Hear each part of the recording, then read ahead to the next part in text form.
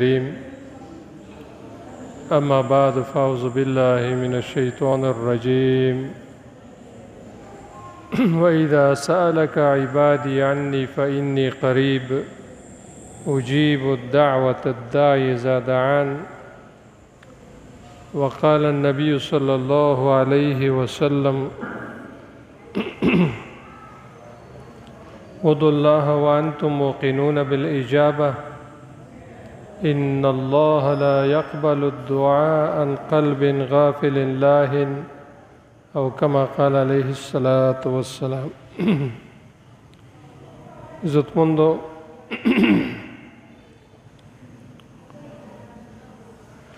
د الله د وجود لپاره یو دلیل دا ده چې الله پاک دعاګانې قبلوي.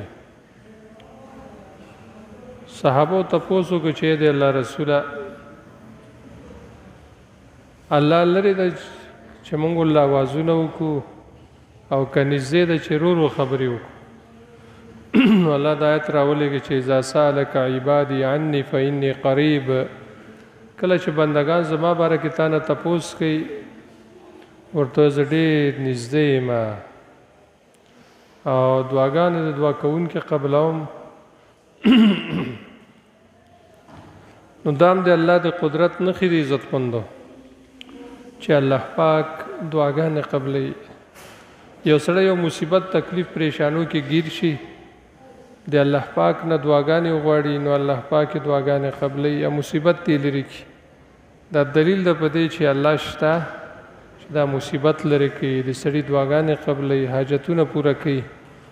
دا د الله په وجود باندې ډېر ښکاره دلیل ده. لکه ټول پیغمبران تاسې وګورئ الله طرف ته دعوت چلولی ده او بیا یو مصیبت تکلیف چې کله په دې پیغمبرانو راغلی د پیغمبرانو الله پاک ته آواز کړی دی. لکه آدم علیه السلام به آواز کو چې ربنا ظلمنا انفسنا، یا الله موږ په خپل ځان باندې زیاتی کړې ده ته موږ معاف کړي. یونس علیه السلام به آواز کو چې لا اله الا انت سبحانک انی کنت من الظالمین.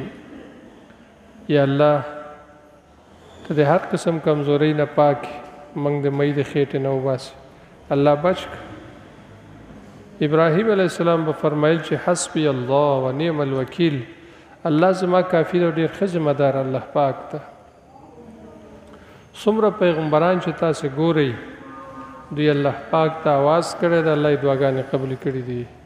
ایوب علیه السلام 18 کاله بیمار و 18 کاله او دا دعا یې وکړه چې ربي انی مسنی الضر وانت ارحم الراحمین. یا الله ته مهربانه ذات ماله تکلیف رسېدلی تکلیف رانه لرې کړي، الله ته یې لرې کړي. نو دا دلیل ده په دې چې الله شته چې الله دعاګانې قبلوي، مصیبت لرې کړي، تکلیف پریشانی انسانانو لرې کوي. دا د الله په وجود باندې دلیل ده. د دې وجه نه عزتمندو دعاګانې غواړي د الله پاک نه غواړي. الله آواز اوري. عزتمندو الله حاجتونه پوره کوي. حدیث کې راځي من لم یسأل الله یغضب علیه. څوک چې الله پاک نه دعاګانې نه غواړي الله پرې غوسه کېږي او د مخلوق نه چې غواړي مخلوق غوسه کېږي. عزتمندو نو دې وجه نه عزتمندو که چېرته موږ او تاسې دعاګانې سنت طریقې سره وکړو، آدابو سره وکړو، الله به زموږ دعاګانې قبلوي. وجه دا ده چې الله پاک په مصیبت لرې کولو ته هېڅ شیز ته ضرورت نه لري، محتاجه نه ده.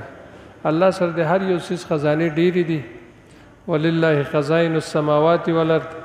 د ځمکې او د اسمان خزانې الله پاک سره دي. وان من شیء الا عندنا خزائنه. الله یو څیز په د ځمکه او اسمان کې نشته مګر خزانې ما سره دي. د الله خزانې ډکې دي. الله په ورکړه خوشحالیږي، الله په غوښتلو خوشحالیږي، په نه غوښتلو خفه کېږي. او مخلوق داسې یو مزاج ده چې ته شی وغواړي خفه کېږي او چې نه غواړي خوشحالیږي. نو هغه ذات له سړی ولې سوال نه کوي چې په غوښتلو خوشحالیږي. عزتمندو نو دې وجه نه دعا چې د دعا عزتمندو حدیث کې راځي الدعا هو العباده. دعا د عبادت ده. هر عبادت باید سنت طریقې سره وشي. په دعا کې ضروری خبرې دا دي چې دعا نه مخکې درود شریف په نبی صلی الله علیه وسلم باندې ویل دا ضرور دي. او بیا وروسته د الله ښایسته ښایسته نومونه یا کریم یا رحمان یا ذا الجلال والاکرام یا ارحم الراحمین د الله نومونه واخیستلی شي، یا خصوصا اسم اعظم چې علماء لیکلي اسم اعظم د دوه آیتونو کې ده چې الف لام میم الله لا اله الا هو الحي القیوم وإلهکم اله واحد لا اله الا هو الرحمن الرحیم. وایي څوک چې په اسم اعظم باندې دعا وکړي الله پاک دعاګانې قبلوي. نو د الله ښکلي صفتونه بیان شي او بیا انسانان خپل حاجتونه پیش کړي، مشکلات پیش کړي، الله نه څه وغواړي او په آخر کې بیا درود شریف په محمد صلی الله علیه وسلم باندې وایي، دا دعا د قبولیت درجې ته رسیږي. علماء لیکلي دي څوک چې د دعا په اول کې درود شریف نه وایي، په آخر کې درود شریف په نبی علیه السلام نه وایي، د دعا بره نشي ختلی، لکه مرغۍ نه چې وزرې وکاږي بره نشي الوتلی. کم دعا په اول او په آخر کې چې درود شریف نه وي د قبولیت دربار ته نه رسیږي. دا عزت مند. نو دې وجه نه ابوبکر صدیق رضی الله عنه فرمایي چې کلم دعاګانې غوښتلې وجاړئ او چې جړه نه درځي د جړه شکل جوړ کړئ. چاپلوسي وکړي په دعا کې. چاپلوسي څه ته وایي؟ لکه تاسو دا پشوګان لیدلی دي، پشوګان چې د سره لرې نه وویني تښتي، بیا چې کاڼي ته لاس کوي بالکل تیزه منډه وایي، لیکن کله چې دسترخوان خور کې د پیشو بل اندازي، دومره د عاجزۍ او د سوال او دومره ځان ځمکې سره ځمکه کې دومره ناشنا نری اواز راوباسي چې هر قسم سخزړه انسان یې ورله یو هډوکې اچوي، یعنې په ناشنا طریقې سره خپل حاجت پوره کوي ستانه. عام اوقاتو کې سړي نه تښتي، دی وجه د سوال په وخت کې سړی باید د عاجزۍ شکل جوړ کړي، د غریبۍ او د فقیرۍ شکل الله پاک ته جوړ کړي. یا ایها الناس انتم الفقراء الى الله والله هو الغني الحمید. یا خلکو ټول فقیران یې، تاسو الله ته ټول فقیران یې، الله غني ذات ده. نو فقیر دی ته وایي چې همیشه سوالي ولاړ دی ته فقیر ویل کېږي. نو موږ تاسو ټول فقیران یو، عزت زموږ الله غني ده. نو فقیر دی ته وایي چې سوالونه کوي خلونه. کوم انسان چې ټول عمر کې لاس نه یې اوچت کړي دا متکبره ده، د کې د فقیرۍ سوال نشته ده، د کې د عاجزۍ ماده نشته ده. دعا غوښتل سړي کې عاجزي پیدا کوي. عزت مند زموږ ډېر ملګري په دعا کې رفع الیدین نه کوي، لاسونه نه اوچتوي. الله چې زیات سنت ده یا مستحب ده او په دې لاس اوچتولو کې سړي کې عاجزي راځي. عزت مند زموږ ملګري چې بالکل دا طریقې پرېښې ده، دعا کې لاس نه اوچتوي. ټیک د حیات اجتماعي سره همیشه لپاره یو ځای دعا کول، لاسونه یو ټیم اوچتول دا بدعت ده، لیکن یو سړی په خپل مزاج سره لاس اوچتولی شي هر ټیم کې. عزت نو دې وجه نه عزتمنو دعاګانې الله قبلوي. دعاګانې غواړئ او په عاجزۍ سره یې غواړئ، سوال کوئ، توجه سره یې غواړئ. یو دعا حدیث کې نبی علیه السلام راځي چې نبی اسلام درې ځې سوال کوي. څه معنا؟ لکه الله د جهنم د اور نم بچ کړي، الله د جهنم د اور نم بچ کړي، الله د جهنم د اور نم بچ کړي، یا الله موږ له جنت راکړي. هر سوال به درې ځل کوو او دا سنت طریقه ده چې موږ ډېر دا یاد نه ده، یو څیز درې ځلې الله نه غواړو. عزت نو الله عزتمندو حاجات پوره کوي، الله سوالونه پوره کوي. الله ته په سوال پوره کولو کې هېڅ شیز ته محتاج نه دی. الله ته عزتمندو وسیلې چې دي درې قسمه دي. یو د الله نومونه الله ته وسیله کول، او بل عزتمندو ایمان وسیله کول، لکه د الله نومونه یا کریم و یا حی یا قیوم یا ذل جلال ده، او ایمان وسیله کول ربنا اننا آمنا، یا الله موږ ایمان راوړی فاغفر لنا ذنوبنا، زموږ ګناهونه معاف کړي. او دریم نیک اعمال وسیله کول، دا عزتمندو سنت دی. باقی په برکت د فلانو، په جاه د فلانو، برکت نبی او بجاه النبی او بطفیل فلانو، دا ټول بدعي دعاګانې دي، دا بدعت ده، دې کې ګناه ده. عزت وسیله بذوات الفاضله، نیک خلق الله ته وسیله کول چې الله فلانکی په خاطر باندې، فلانکی په برکت باندې، د فلانکی په حق باندې موږ باندې رحم وکړي، دا بدعتي ګناه دوا ده، دا بدعت ده. عزت مند اعمال وسیله کول څنګه؟ لکه نبی صلی الله علیه وسلم فرمایي پخوا زمانه کې درې کسانو، په غره کې روان الباران شو، تیز باران شو. نو د باران په وخت کې دوی یو غار ته ننوتل. چې ننوتل نو د بره نه یو غټ کمر راورغړېده او د غار خوله یې بنده کړله. بل غټ کمر و. دوی د کې میکې وکړلې خو بس کار یې نه کړو ځکه کمر ډېر غټ. نه قوم خبره اوري، نه اواز د غره نه بهر ځي، نه داسې زورور څوک شته چې ورته وسیله وکړي. وایي راځئ د الله پاک نه دعا غواړو، زمونږ الله اواز اوري، مونږ ییني، مونږ چېرته یو په خبره پوهېږي. ورو ورو سوال وکړو، په زوره یې وکړو، زمونږ اوازونه الله پاک اوري. راځئ الله نه سوال وکړو، لیکن یو شرط سره. هغه شرط دا ده چې الله ته به نیک اعمال وسیله کوو. د حدیث کې نیک اعمال وسیله راغلی ده چې نیک اعمال به څنګه وسیله کوو. یو ته وایي ته نیک اعمال وسیله که. هغه وایي الله زما مور او پلار ول بوډاګان، ما به ګډې بځې سرولو ته بیولې او بېرته چې به واپس شم ګډې بځې به مې ماښام ټیم کې ولشلې او مور پلار له به مې پۍ ورکولې. یو ځل ګډو بزو لرې بوتلم چې واپس شو ټیم ډېر لګېدلی، نو مور پلار مې وده ول، پۍ مې چې راوړلې دواړه وده دي. نو جام مې په لاس کې نیولی ده چې اوس به مې مور پلار ویښېږي. اوس بچي مې راغله له خپو لاندې مې ډېر اوازونه وکړه چې پلاره موږ ته اوبه روټۍ پۍ مال چې نه مور پلار له مې نه یې ورکړي، تاسو له نه در. وایي سهاره پورې مې دا جام پۍ لاس کې نیولې وې. سهار ټیم کې مور پلار راویښ شو او پۍ مې ورله ورکړې ویسکلې. وایي الله که دا عمل مې ستا د رضا لپاره کړي، دا کاڼی موږ نه لرې کې. کاڼی وخوځېده بیا هم وتلی نه شو.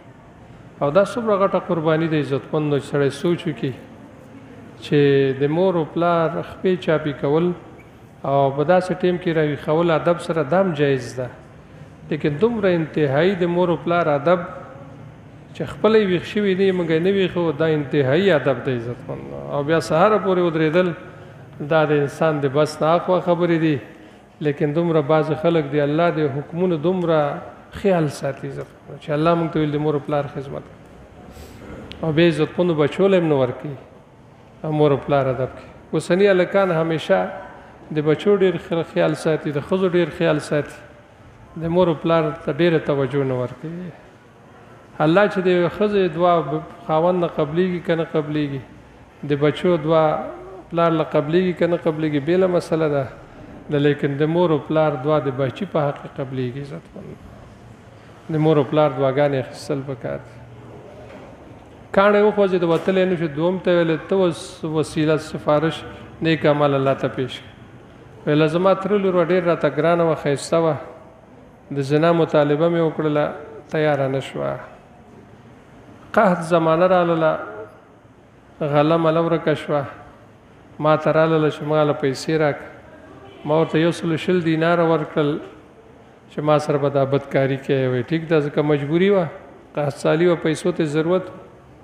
وایي چې کله کمرې ته ننوتلو په هر چیز باندې قادره شوم، ما ته ویل چې اتق الله، د الله نه ویرېږه، زما د غریبۍ نه زما د مجبورۍ نه غلطه ګټه ماله. وایي د الله نوم یې چې واخیسته، وایي زه اوچت شوم، پیسې مې هم پرېښودې، هغه مې هم پرېښوده، زنا مې ونه کړله، د الله د یېرې د وجې نه چې د الله نوم یې راته واخیست، چې د الله خاطر وکړه، الله نه ویرېږه، غلط کار مه کوه. وایي الله که دا عمل مې ستا د یېرې د وجې نه پرېښیي، الله دا کاڼی موږ نه لرې کړي. کاڼی وخوځېده بیا هم وتلی نه شو. دریم ته ویله ته یو عمل وسیله الله ته پیش کړه.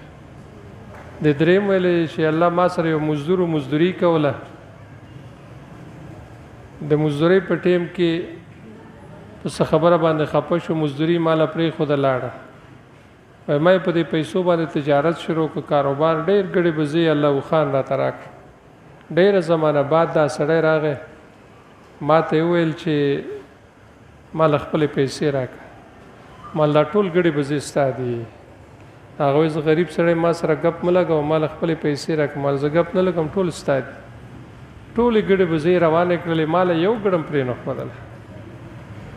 او دا یو ناشنا قرباني دی. عزت په دې حدیث چې تاسو سوچ وکړئ، د مور و پلار خدمت، د شهواتو قرباني، د پیسو قرباني دا دومره غټه قرباني ده چې عزتمند الله د امتحان کې څوک نه راولي چې ډېر خلک پکې پیل کېږي خصوصا د پیسو په مسله کې اوس وخت کې زمونږ ډېر مسلمانان زیرو دي زیرو ښه اوږدې اوږدې سجدې به کوي عزتمندو ښه دینداره به وي ښه تقوا والا به وي لیکن عزتمندو د پیسو د ټینګې نه دي وجه دا ده چې دا پیسو دومره محبوب شوي خلکو ته چې د الله د حکم نه د الله نه دوی محبت په زړونو کې ډېر زیات ده نو ځکه پیسو لپاره قرباني کول او دروغ ویل او وعده خلافي کول دا د انسانانو په مزاج کې دا خبره جوړه شوې ده ډېر خلک چې الله نه لري یا خو پرې د هغه نه ګیله نشه د یهودو صفات راغلي چې پیسې دې ورکړه قرآن کې راځي په سوال به تیارې په سوال دا د یهودو صفات دي په قرآن کې چې همیشه جرګې کې په سر ولاړې تاله به پیسې درکړي که نه چیرې هم دا پیسو ته دا نشي ټینګېدلی نو ټولې ګډې به زه روانې کړلې عزتمندو و یوه ګډۍ راته پرې نه ښودله او مولوي الله که د عمل مې ستا د رضا لپاره کړی یا الله دا کاڼی لرې کړې کاڼی ورغړې د درې واړه ژوندي راووت دې وجې نه عزتمندو په دې اعمالو کې څومره زور ده چې کله عمل کې اخلاص دی الله رضا لپاره دومره زور چې په دې کې ده عزتمندو دا په یو څیز کې دومره زور نشته یو روایت نه معلومیږي چې کله الله غرونه پیدا کړو دې نه قوي څیز وسپنه ده وایي اوسپنه نه قوي څیز اور ده اور نه قوي څیز شته وایي اوبه دي اوبه اور ختموي او اوبو نه قوي څیز هوا ده هوا چې والوځي عزتمندو دا اوبه ختموي کله کله تاسو دا کندې منده کې شاول ماول چې دي نه دې کې دا ګیسونه دي زه دومره زور پکې ده چې کاڼي سوري کوي عزتمندو وایي دې نه قوي شی شته ده وایي د مؤمن د ښي لاس صدقه ده چې په دې ورکې دې لاس صفت ده د هر یو څیز نه قوي ده اتق النار ولو بشق التمره د جهنم د اور نه ځان بچ کړي اگر که یو ټوکړه د کجوري ولې نه د اخلاص کې دومره زور ده چې د جهنم اور ختموي لکه یو حدیث کې هم دا راغلی دی عایشه رضی الله عنها فرمایي چې یو زنانه راغله ما نه سوال وکړه وایي ما ورته دوه بچي په غېږ کې ول یو درې کجورې مې ورکړلې دا یوه کجوره یو له ورکړه بله یې بله له وایي